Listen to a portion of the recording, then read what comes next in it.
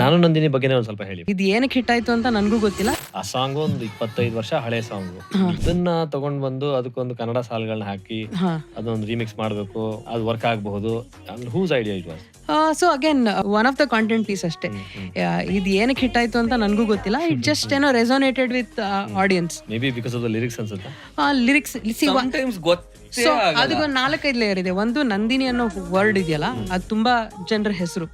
So first layer ಎಲ್ಲರಿಗೂ reach ಆಗಿದ್ದು Nandini Nandini Nandini Nandini. Kannada movies ಅಲ್ಲೂ ಫೇಮಸ್ ಅದು, ಬಂಧನದಿಂದ ಹಿಡಿದು ಫಸ್ಟ್ ಲೇಯರ್ ಎಲ್ಲರಿಗೂ ನಂದಿನಿ ನಂದಿನಿ ನಂದಿನಿ.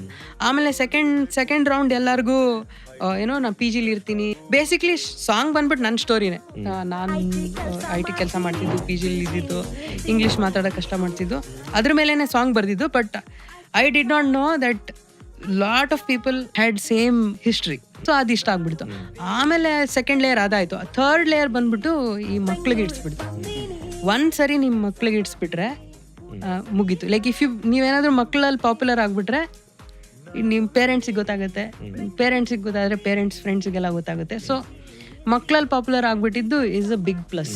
ನಾನು ನಂದಿನಿ ಬೆಂಗಳೂರು